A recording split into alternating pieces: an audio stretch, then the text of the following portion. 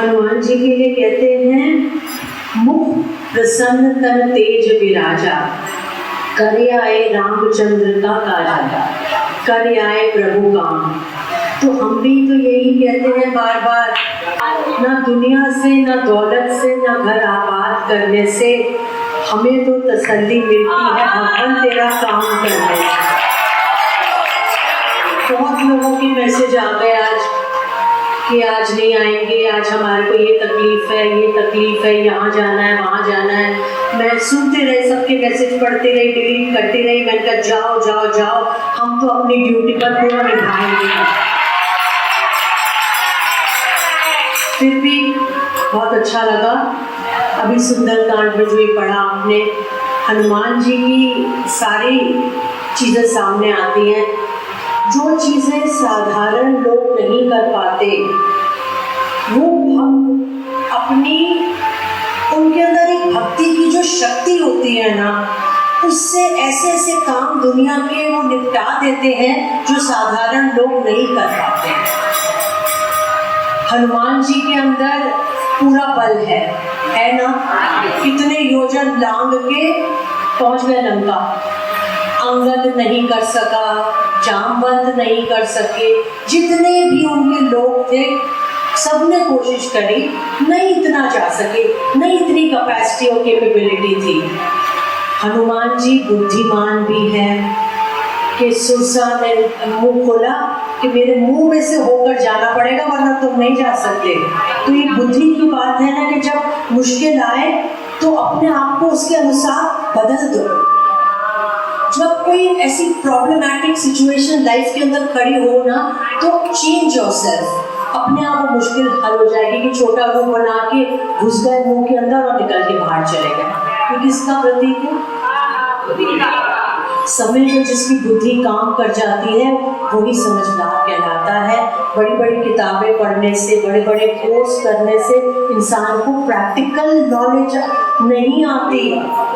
जब तक ये ज्ञान बुद्धि में नहीं टिकता, तब तक बुद्धि के दरवाजे, जो दीदी माँ बार बार कहते हैं तुम्हारी बुद्धि के दरवाजे खोले हैं हमने, वो कैसे खुलते हैं? जब ज्ञान टिकता है। वो उनके अंदर प्रकट था, बुद्धिमान, बलवान, सारे वानरों के लीडर, सबके नायक, हाईली इंटेलिजेंट, हाईली केपेबल होते हुए भी श्री राम के चरणों में बैठ गए जाए, जिसे भगवान मान के पूजा जाता है हनुमान जी को। उन्होंने ये नहीं सोचा कि मैं क्या हूँ, मेरे अंदर कितनी क्षमता है, कितनी कैपेबिलिटी है।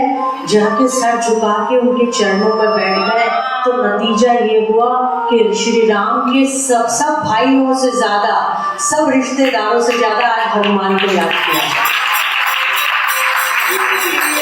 निर्अभिमानता होनी बहुत जरूरी है। मैं बार बार कहती हूँ, मैंने रितेश को भी ये बात कई बार कही जब वो अपने कॉलेज में जा रहा था, कि टैलेंट हो, टैलेंट के साथ हम्बलनेस होना बहुत जरूरी है। तुम कितना अपना काम बढ़ा लो, चढ़ा लो, अच्छे तरीके से कर लो, IAS ऑफिसर बन जाओ, तुम कितना आगे काबिलता की सीटों पे चले जाओ, अगर तुम्हारे अंदर नम्रता और सबसे प्रेम करने की क्षमता नहीं है तो सच मानना, मुंह पर कोई कुछ नहीं कहेगा, अंदर तुम्हें कोई पसंद नहीं करेगा। अभिमानी कहता है मुझे किसी की जरूरत नहीं है, मैं ज्यादा लोगों से नहीं जुड़ सकता। अभिमानी कहता है मुझे किसी की जरूरत नहीं, मुझे ज्यादा से की जरूरत ही नहीं, मुझे लोगों से जुड़ने में अच्छा नहीं लगता।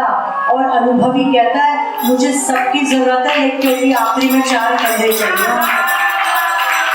अभिमानी किसी को साथ लेकर चलता नहीं है और अनुभवी सबको अपने साथ समेट ले जाता है।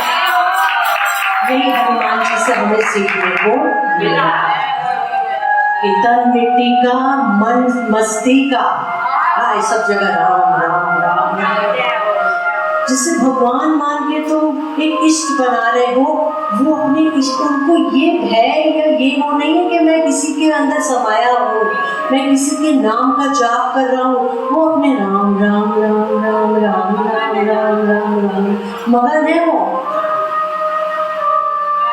तो ये शिक्षा लेनी चाहिए कि सब काबिलियत होते हुए भी हमारे अंदर विनम्रता होगी, तभी हम सबके मनों में, दिलों के अंदर चढ़ सकते हैं, रह सकते हैं। और आज तो मेरे को एक बात तारीफ करने वाली है कि 100 मैसेज आया, आज नहीं आएंगे, आज ये हो गया, आज ये हो गया, आज ये हो गया, लेकिन मुझे इतनी खुशी है कि यहाँ पर एक नहीं, यहाँ अनेकों अंगद बैठे हुए हैं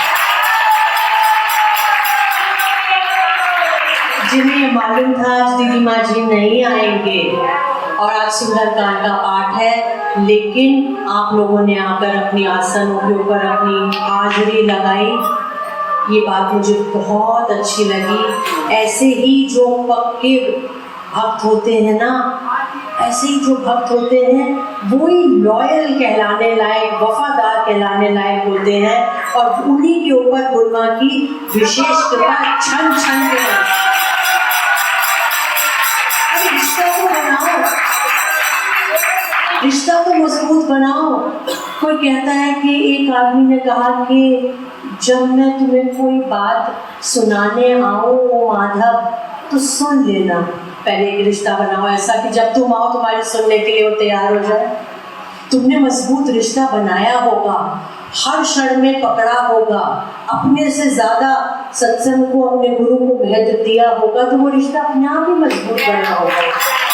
वो कहता है कि मैं जब तुम्हें कुछ सुनाने आऊँ तो सुन लेना हे माधव। इतने लोगों के बीच में घिरे हुए हो तुम, तो उसे चिंता होती है भक्त को कि जब मैं तुम्हें कुछ कहने आऊँ तो सुन लेना माधव, और सुनकर थोड़ा सा मुस्कुरा देना और आंखों ही आंखों में मुझसे ये कह देना मैं तेरे साथ।